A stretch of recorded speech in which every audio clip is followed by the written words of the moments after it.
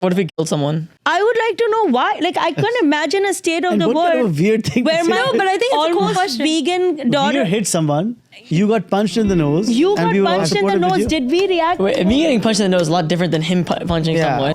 Hello, namaste. Auntie Zarna here. So excited to bring you the Zarna Garg family podcast. All 5 Gargs are in the house. Are you ready for this riveting episode? Let me get it started right away. My little one, my 7th grader, Veer Garg is in the house. My college freshman Bridge Garg's son is in the house. My college senior daughter Zoya Garg is in the house. And my husband of 25 years, Wall Street veteran Shalabh Garg is in the house. We are going to do an episode about parenting challenges.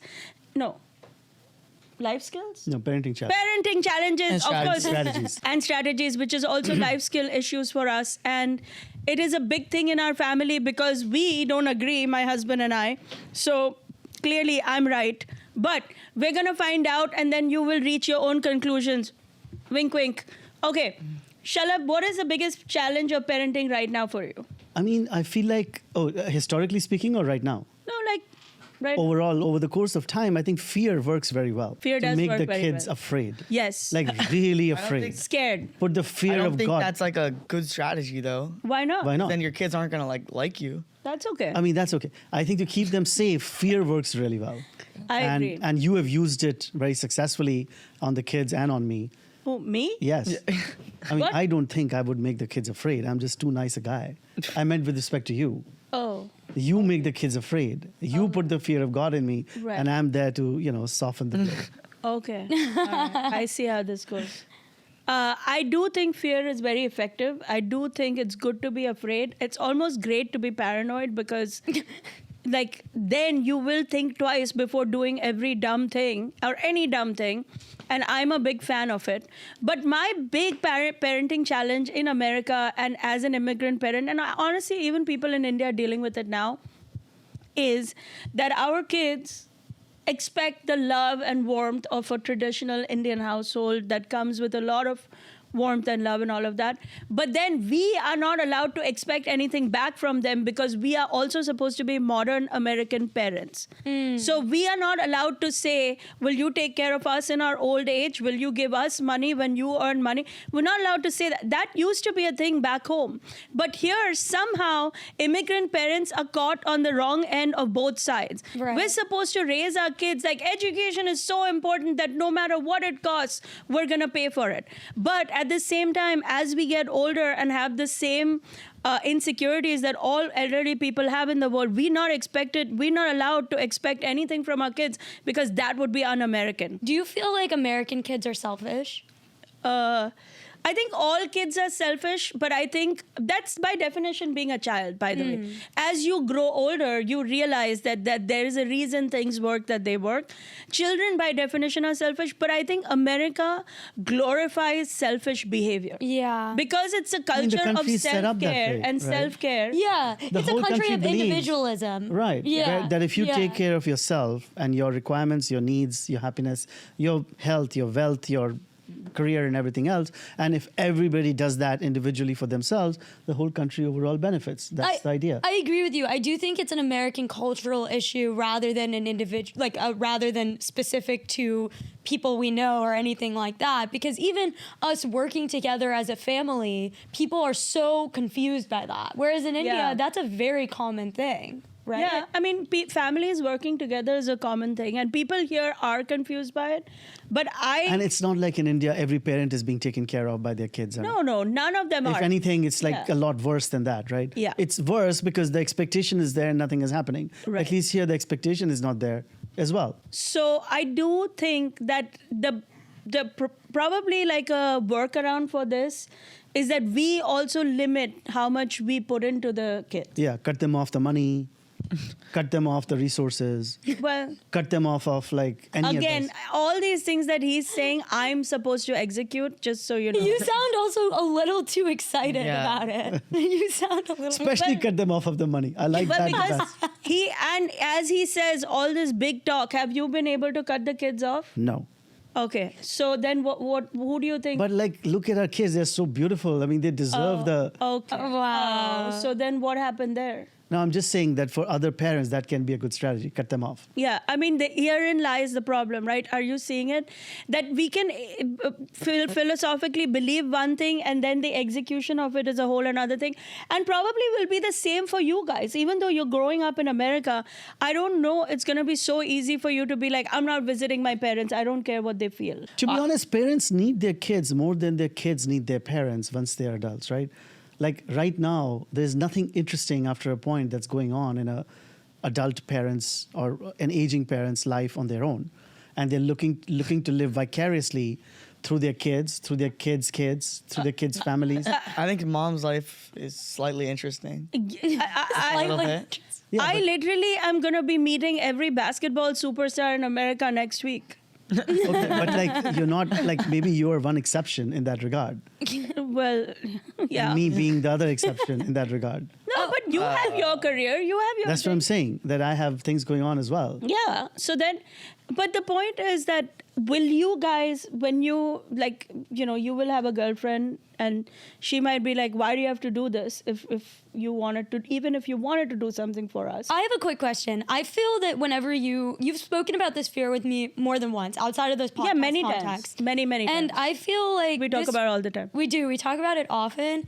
But I feel like this fear is more prevalent for you with the boys than it is with me. Yes. Why Yeah, is because that? you will join somebody else's family. You are like a debt on the Garg household. No, Well, it's actually the opposite, I think. No, that's no. Because I thought that's exactly why you're that partial is towards the not boys. why no. It's because I know that Zoya will do the right thing. I feel like the daughter is in control of what the household does anyway. The boys are more amenable to like having a girlfriend who's like, I don't believe in this. And then he might be like, all right, well, we're not doing it. But I mean, you did that to your mother-in-law. Like, what is? How is that so different? Somehow this episode has become a Flame Zarna episode, and that was not where we had intended for No, it but to be. I Yeah, but my mother-in-law invested nothing in my life. Zero. have to agree to Negative disagree. dollars. Actually, negative She dollars. invested her only son in your life. Yeah, but my Oldest own. son. Excuse me. Which one of us paid for Columbia Business School? You did. That is true. But I'm Where just saying, was your mother? I mean, she didn't have that kind of money to be able. Yeah, but that's what I'm saying. I actually am comfortable with making this a very money-driven discussion because we never talk about it like that. But the truth is that if you're investing large sums of money, as a parent or as a spouse, the expectations set from each other is different. In my case, everything I earn right now, I'm investing in life for our family. It's not going to look at me. I'm not buying anything. It's going to the family. So yes, I do expect more from my kids and from him and her. And I would hope that they don't just turn around and be like, all So right. why we're don't you done." lay those? I'd love to hear. What are those expectations? Oh, everything. Level 5. Just list it. List it. Come home for every holiday. Live with them. I live with you guys. No, not you. I mean, he's silent. Are you watching? Yeah, Are you he's watching that he's silent. not saying anything? He's thinking it through. He's like, she should be worried. Because he's been the most vocal about wanting to break away from the nest and having his own life and his own Yeah. kids And we're his own watching wife. you, Bridge. We're watching Look you. at his face. Is that, correct us if I'm wrong. You can say that that's not true. No, it's not true to the extent you're saying. It's just so much. Everything gets compared because Didi is so close to the nest that if I go a little bit further, then it seems insane. I'm not that close. Yes, you are extremely close. If mom says How many anything, times do we you talk call about your this mother? every time. Every week. Incessantly. Every day. Multiple times a day. Should I be asking I per thought you were day? going to ask per hour. Exactly. So when That is so- embarrassing. okay, actually, this is a good point. I did not call my mother after a while, after 21. But I mean, I did, but like maybe once a week. Oh my But look, God. how much is my sister? Wait, no. Didi just said. Didi calls my mom all the time, so they speak all the time. Whereas when I went She to college, calls me too, by Okay, yeah, the no, way. they speak We all the call time. each They other. call each other. Okay, sure, it's not okay. Whatever. So I went to college and I didn't really speak to them for maybe 4 days, and my mom freaked out. She didn't just freak out; she screamed at me. She did a cold war with me, and instead of saying my name in chats, she would say, whoever is thinking this, or whoever is doing this, you need to stop, or this is what's happening to the chat. So she wouldn't say my name, but she would act like She would try to say something to me without saying my name. It was insane. And she made an Instagram. And she made an Instagram post beefing me. She wouldn't be willing to like make amends. She would just be like, I'm not talking to you. Don't talk to me. No, first of all, I was very, very gentle in my was not flaming gentle. of you. I didn't block Thank him. God he had a supportive dad. I didn't- Did you feel he had a supportive dad? I just felt like, what is going on? I feel like parenting challenges include communication. I didn't Yeah. even stop sharing my location. I was very like still giving. Okay, sure. But continue with that thought. We'd love to hear what you What? think But, leaving the but nest did means you to you. not Yeah. think that it's your first 4 days in college that we want to know how it's It going? was an extremely busy 4 days, which is what I was trying to explain. It wasn't a normal 4 days where it's orientation week. So if you know what orientation week is, you basically every single day you go out from like the start of the morning to the end of night, meeting people and doing different events. There's not really that much time, or even if there is time, you're extremely exhausted from the events you've had to do or the little amount of sleep you've gotten. But as soon as I was able to, I did call you. No, but like you can send a meme. Come on. You can like. send I'm a trying not text. to. Or a picture of what you're Yeah. doing. or I did send. picture, yeah. I did send photos. No, after severe pushing back, after me calling you. It wasn't severe pushing back. You explained that that's a good idea. And I said, oh, that is a good Bridge, idea. What happened that weekend was mom got a taste of what her worst fear was. Yes. And her worst fear Yes. is that you go, this is one experiment basically, where you are in a new environment with all new people and you went kind of ghost mode for 4 days. It wasn't ghost And what mode either. No, but you just didn't speak to her for 4 days and she had no ability to control you in the same ways because she couldn't physically Because she is just- controlling. But that's not just how. She it's- used that word. It's, I when meant Veer texted me, I responded to him. When you called me, I picked up. No, I missed well, one call. When you called me at like 12 a.m., I was asleep. You called, I missed it, and that morning you No, screamed at me. first of all, you were not asleep because I checked the location. You were not near your dorm. I and missed was like, one where call. are you? Out in the woods in upstate New York is very I'm dangerous. out in the woods. It's a campus. I'm not like, what do you mean out in the woods? Okay, but I think this touches on a larger issue, which mom's fear specifically is that she's raising 2 sons who are more amenable to, I think. Why are you looking at me? I think it is true. I think a lot of moms feel this way. I've heard a lot of moms who don't have daughters, for example, feel like My as. mother was one of them, by the way. Yeah. Well, did your mom at all feel like. She still does. The 2 boys left, and she's left by herself, fending for herself. Yeah, but I mean, some would say that a wife who jumped into action and started earning money when the family needed it was very supportive, but not my mother-in-law, because like God help us if she actually compliments a single thing I do in my life. Okay, so I have a question, and this is the second part, which I think is more interesting to me. Yeah. Is what parenting strategies have you used over the years to, I guess, push us into different scenarios? Well, you For know. example, it's really Yeah. rare for Indian kids to be playing like flag football or soccer or a lot of Yes. sports. That you don't really see many Indian kids playing a lot of sports. Yes. But so that was a decision you guys made. Like, what went into that decision? No, I think part of it was that, we wanted very healthy kids. Kids Yeah. who are.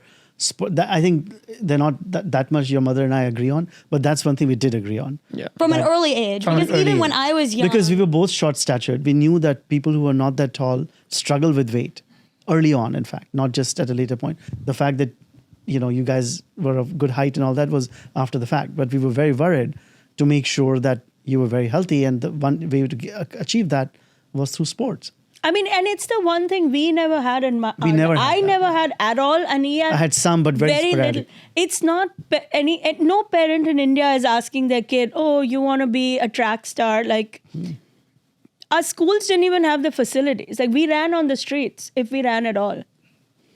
So that was one thing. Being physically active was the one thing that we felt like this is a thing you can do in America. one other strategy I noticed that you guys did, and I think Bridge pointed out a good one. A second one that I think you guys did was growing up, you always slept in the same bedroom as me and Bridge and then later Veer. And even as you transitioned into your own room, you would always make sure we were in the same room together Yeah. growing up. And that habit has now persisted to today. So the 3 of us, whenever we're all home together, always sleep in the same room together. And we have other bedrooms where we can sleep, but none of us do that. Yeah, we leave a bedroom empty. There's Yeah. just an empty room in our house. So why did you do that, and how did you know that was going to continue? Because I grew up with 4 siblings in a room, and I really believe that all of us sleeping together in one room is a reason we are still today as adults. 2 of my siblings are grandparents, but we are all still very close. I don't agree with this idea that everybody should have their own room and just shut the door and like not deal with each other. We learned, I mean, sleeping together in one room and sharing stories at night and that banter was probably the happiest time of my childhood. Aw. Talking to my siblings and what they did and our little secrets and now, of course, in your case, I'm part of the secrets with you because not that's part just where of it the is. secrets. But I believe, like, I don't think that's why, you know, like we have friends who are always buying bigger and bigger and bigger homes and apartments. And it's never made sense to me because you don't need, really, all you need is like a loving little space that's your own, that's comfortable. And you can do so much there. And it's very important for me that the three of you stay close together because I just don't know. I can't control, right? We can't control the world. We can't control what happens out into the universe.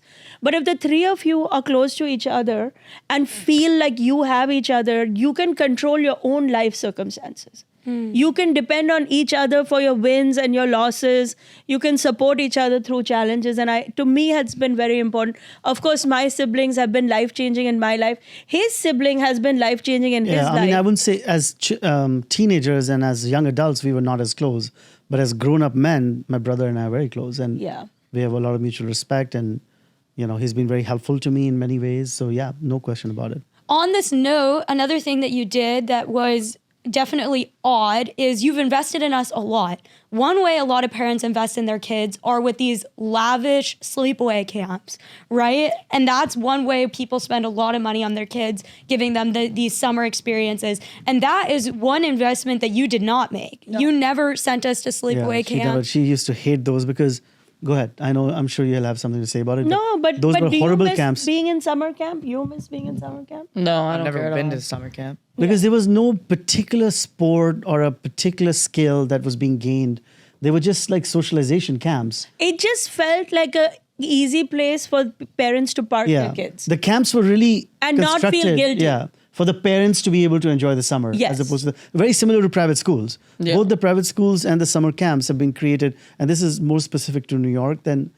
So I don't want to talk about the rest of America because I'm pretty sure there are tennis camps in Maine and like more suburban areas which are more skill-based ones. But in New York and around, the private schooling and summer camps has effectively been created so the adult parents can enjoy and have fun in the summer in whatever they may want. Have a guilt-free summer. Have a guilt-free summer. Like so they can do things that they, you know. Because it's a lot of work to have Totally. late teen or early teen kids full of energy, like all day in the house, just wanting to do new things. But And how do we you ran engage a them? school. But we ran a home school. Yeah. I mean, every summer we had extra tutors. There were writing programs we ran at home. There were math programs we ran at home. And those were fun. We had so much fun. Honestly, we had And a lot of because fun. it was a relaxed environment, it wasn't like deadline and all of that. They actually learned just because it was fun to learn. And they went at a slower pace. And the tutors also, although Suzanne can't really relax, but the tutors kind of tried to relax and buy them a popsicle once in a while. It was enough. I mean, it's been really, think about it, just even now that our little one is the only one left, Veer is experimenting on how late into the noon he can still be asleep. Sometimes he's up at 1 p.m. He 2 gets p.m. up at 1 p.m. sometimes, and that's allowed. It's okay because And it's okay. he It's uses the the rest of his summer. day productively and has fun.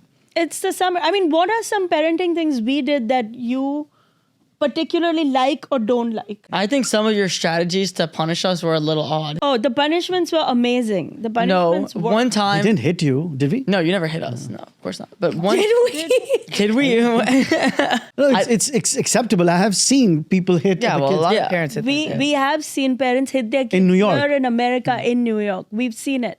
Okay, wait. You guys So did please not. be thankful. Should we be thankful that you didn't Yes. beat us? No, Like, I there's don't. nothing That's to not. be thankful. We would never Okay. hit you. That's not who we are. But we were even shocked when we saw it in saw it, America. yeah. We've seen it in India all the time. But we were very shocked to see it here in America.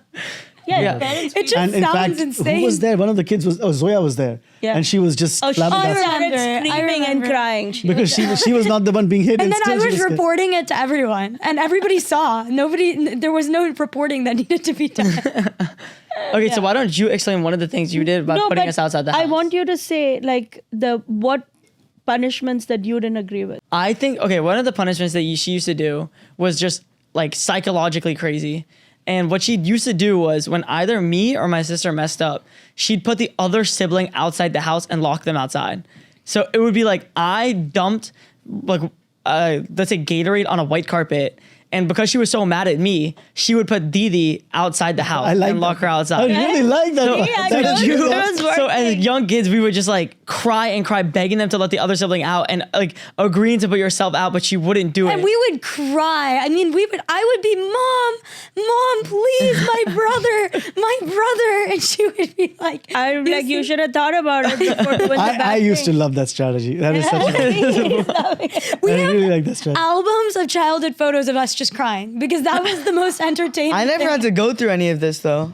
Like mom stopped. Yeah, it up you before. never had any. You are too nothing. powerful is the thing. Like Yeah, I you, know. Mom has you're- tried to put me outside before, and I would stay there and make her bring me back inside. the third sibling just has a power that like Yeah. we just did not have. But I ran out of steam, Veer. At this point, I'm Also, your like, mother dude. became busy too. Just remember, and But, I'm just a nicer guy. That little Oh. 2 years I had, Oh, did you see how he got that in? the little 2 years I had, like I was too powerful. You were honestly, Veer. You just were. No, but and now I'm scared of you because you're just so serious that I feel like if I do something, he's gonna be like putting me out. just so people know, my son Veer got a 99 on his math exam at the end of 6th grade. And he and the tutor, his math tutor, called me and said, we need to talk. Because everybody involved got so freaked out that how did Veer get a 99? Where did that one point And I don't go? think in Zarna or in her entire family anybody has even done any math. Most of the math comes in our family because of me. Yes, She- it is true. It is true. She beat you on that IQ. I test. did beat him on an IQ test But very because of verbal, famously. not because of math. Okay, all right. Anyway, but Other there are, strategies. what are other strategies that we have employed as parents? I think. I know Yeah, one. go Can for I it. ask Go you? for it. When they were kids, I used to drag them to Bollywood movies. Like drag them. Yes. Kicking and screaming, crying down Lexington Avenue. Man, I hate it. They're so long. We hate these movies. But I would insist on taking them subtitles, so that's good. And they would watch the whole movie. What do you think about that today as an adult? Wait, I have. Fact that you are a little acclimated with Indian pop culture, does that mean anything? So I did not like it, but I do think it's a really good character building moment because I don't know. I just feel like I learned a lot about Indian movie culture in that, like, in those movies. And Indian culture in general, right? Kind of, because Yes. they do twist it a little bit, but They don't like you're not just gonna get understand- killed on a train if you just take a train, and that's just not gonna happen. But What? like, yeah, Okay. Bridge? I mean, I looking back on it, I mean, first of all, a lot of the movies you did take us for were just extremely stupid. Like they were just completely pointless. But a lot of Hollywood movies are extremely stupid. And you watch them anyway. Yeah, I What is don't- so I don't special see, like, about any stupid what about is so Hollywood. special about Marvel films that you watch one after I the know. other? They have like $100 million of money for them to spend on I it because understand, it's but so what good. is so special about the story? Like a random it's just guy in interesting red plots and that a you had to random guy in hug. blue. I mean, you watch any of the action scenes in some of these Bollywood movies, I'm thinking, what is going on? You see Salman Khan with 100 people with guns facing him, and somehow he's battles all of Yes. them and wins. And that's different than Iron Man. Iron Man has a suit of armor where he can shoot beams out of it. But the Actually, you beams do make bring up a sense. good point, Dad. Salman Khan is shirtless beams make- with his hands. There's just something a little bit ludicrous about a Bollywood movie, and that's what you would love about it. You know? Yes, It's true. Rajnikant has bullets coming from and all then he goes sides. into a dance scene. He Like- catches the bullets, he chews them and makes a grenade out of them. But if he was wearing an Iron Man suit, you would accept Yeah, that. you would. you know what I wouldn't accept? You In know- the middle of a war, there was a dance scene. Okay, you know what? This is feeling a little racist. I'm not gonna say it, but this is feeling. I think a it is little very bit- racist. Yeah. Yeah. Indian. He's Indian. What is going on here? No, I am very grateful you did that. Right? Don't you think it was a good thing that you know your favorite movie of all time is a Hindi movie? Why don't you I'm say just that? saying, some of them are ridiculous, but yes, I do like Bollywood movies, and yes, I'm happy that you took us. And to we that. did not like when she would take. And I did not like when you Like, used to she take did us it to against our will, and that was actively. a good idea. Or not against. If you only knew how much work, because he didn't even support it. No, He was because- like, just leave them at home. Let's you and me go. And I was like, no, we are all going as a family. And I would drag not one, not two, three screaming, crying kids down Lexington Avenue through the madness And of just Times the five of Square. us in the whole theater. And Nobody- just five of us in the whole theater. And we like the shittiest movie. Govinda, Mithun Chakrabarti, you name it, and we paid money. Dollars, US dollars. We paid and we sat there. And I would even go crazy buying popcorn popcorn, and like I was like, I'll throw anything at this problem just to make it go away. And we would watch the movie, and then all the crying, screaming on the way back. Oh my God, I think I have PTSD. Anyway, so that is one parenting thing that I did. And another parenting thing that I did personally was I swam with my kids a lot. Yes. I at least have really fun memories of swimming with my kids when they were little. I like to swim. I loved that. I remember growing up, like one time when I was, I think when I was like 16 or so, we were staying at a hotel, and mom was swimming with the three of us. And this lifeguard came up to me and he said, your mom is the only parent actually getting their hair wet with the kids, right? Because a lot of women don't want to swim because then they'll ruin their hair and their makeup and etc. But she was not just swimming. She had goggles on, was laser focused on whatever game we were playing. And I feel like that was really fun. Like I really look forward to that. Do it. Yeah, we still do it. Any day if we have time off, we get in the pool. And and now I can't keep up with all the games you guys play, but I still like to be there and be part of it. What do you enjoy doing with the kids? I mean, most recently, pickleball. Oh, Yeah, Pickleball is so fun. Pickleball is It so has been a lot of fun, Pickleball especially with has them been a grown up a lot. little bit. Now, they're not like sporty enough to keep up with me. That's hard, but they try. Yeah. We actually all have difficulty keeping up with he's the it. Yeah, best no, player. he's actually the He best is out of very good. the He guard. is the Garg By pickleball far. champion. That's pretty incredible. And you're taking pickleball in college. So Yeah, you're learning the rules. I am It's learning been- the rules. Which he has We- taught us, which is Yeah. fantastic. I will say a parenting strategy for us is that we play together. Yeah, we play. We play poker. Hello? We play poker. Poker. For years, if we had nothing else going on, every holiday season, we would get up late, have a big fat brunch, lunch, and then play poker for hours. That's it. That's all we did. We didn't go anywhere. We didn't spend a dime on vacations. And we made poker into like sort of a math game, Totally. right? Probability, statistics. I have another subtle strategy that you did, Mom, that really I do too. I have one that like it was so quiet the way she did it, but it did so much for me growing up. Was when I was like 12, there were a lot of nights I stayed up really late doing work because I was studying for an entrance exam At for 12? high school. Yeah, when I was Just that. I was studying for the SHSAT. My middle school was actually weirdly challenging. I was playing like competitive sports, and from when I was very little onwards, there were a lot of very, very late nights. And almost every single one of those late nights, my mom was just hovering. Like she was just awake. And she would like bring me food, or she would give me water, or sometimes she would even like Vaseline scratch my back. And I just remember feeling so motivated because I was like, my mom is actively staying up mean with Vicks? me. Yeah, Vicks, like whatever, Vicks on the back. Like she would just stay up until my work was finished and would only sleep when I was sleeping. Not because at that point she was doing any work, but because she wanted me to feel like there was somebody else there. And I think that really did a lot for me. And like, I that was so selfless. Well, I mean, yes. That was so selfless of you. I mean, but when I do it now, you guys get mad at me in college when I do the location tracking and I ask, where are you guys? If everybody is safe. Okay, I have one too. Yes. The other one I have is no sugary drinks in the house, but Yeah. we used That to was- drink a lot of cranberry juice for some reason. I don't know why. It's just juice, I guess.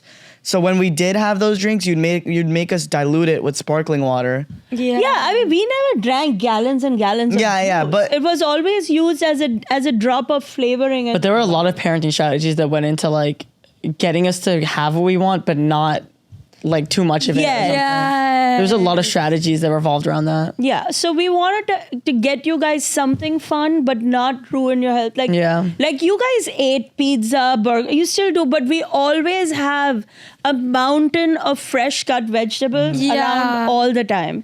So if you're hungry and mindlessly eating, you reach for the vegetables. We always paid for very expensive protein. And help. Help and is- help. We hired help wherever we could. We ordered in wherever we could. Because a lot of kids, I remember, I don't know if you guys had this experience growing up, but like a lot of my friends who had very healthy parents would make sure that there was no white bread in the house, there was no Kit Kats, there was nothing. Yeah. And what ended up happening was kids would not only like be obsessed with coming to our house where we had all of that stuff, but they would actually like binge eat the Yeah. Yeah, stuff as in soon our as house. the parents leave the As soon house. as the parents left the house. like I have a memory of a friend of mine actually like eating almost half a loaf of white bread because she had never been able to taste white bread in her life.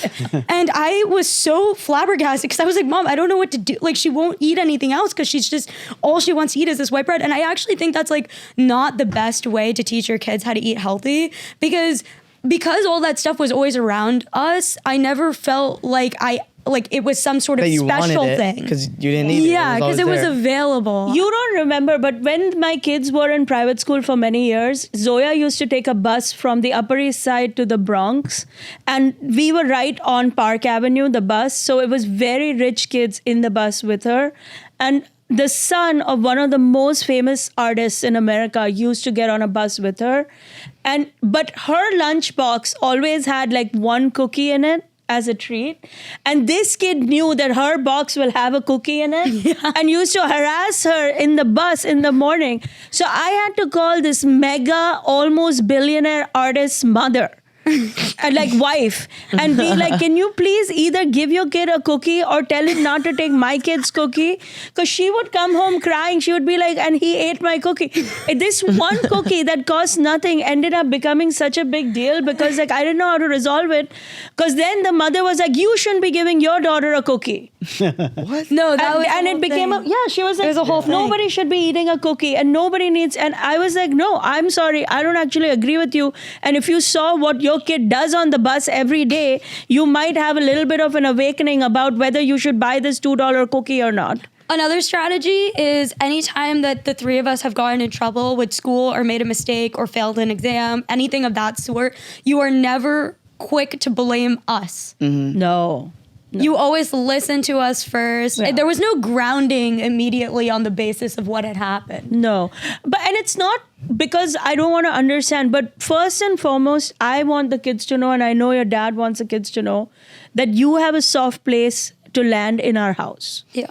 Whatever happens, we believe that you're all good kids and that we need to know the truth of what has happened before we all get upset and crazy. What if he killed someone? I would like to know why. Like, I couldn't imagine a state of And the what kind of world a weird thing to where say? my No, but I think it's a cool almost question. vegan daughter. You hit someone, you got punched in the nose. You and got we were all punched in the supportive with nose. you. Did we react? Wait, me getting punched in the nose is a lot different than him punching someone. Yeah, but I hold didn't on. punch anybody either. Don't throw this narrative on me. No, hold on. But we dealt with both things with a little, like even when you got hit. We never questioned you.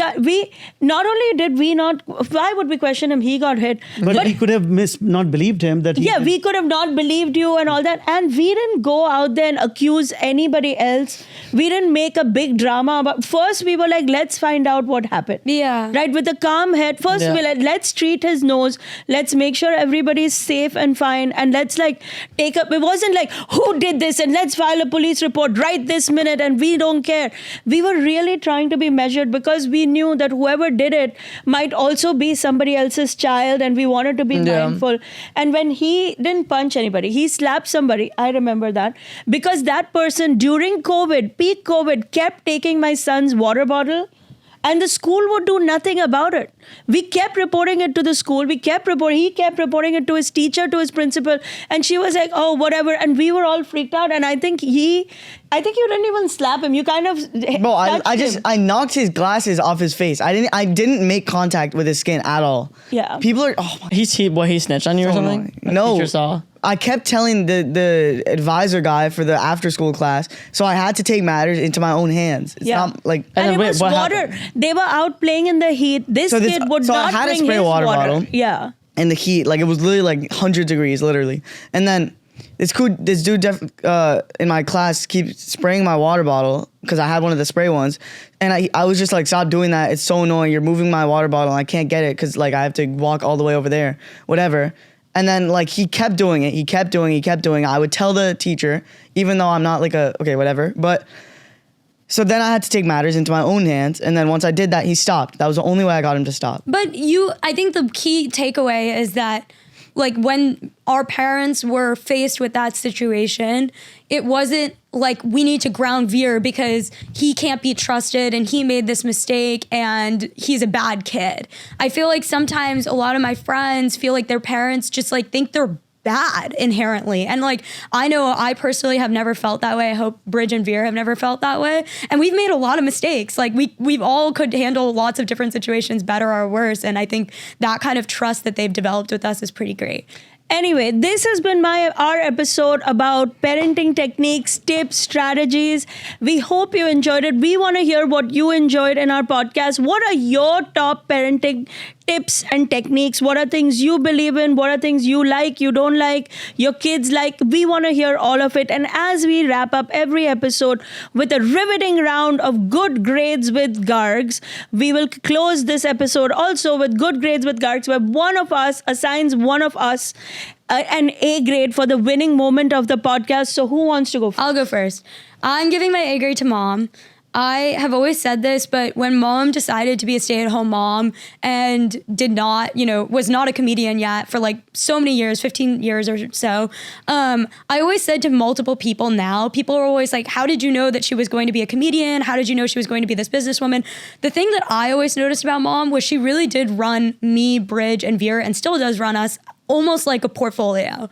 Every decision she's made and every investment that she's made has been very well thought out, in the same way that she strategizes with her own business now. And I think she's had to make a lot of unconventional decisions in the face of America and the kids that we're surrounded with. And I don't think that that's an easy thing necessarily to do, but I'm glad that you did it. Thank you. I finally get an A grade in my life for the first time. Okay. I'm going to give my A grade to Didi because I think that was a really good analogy to say she runs us like a portfolio.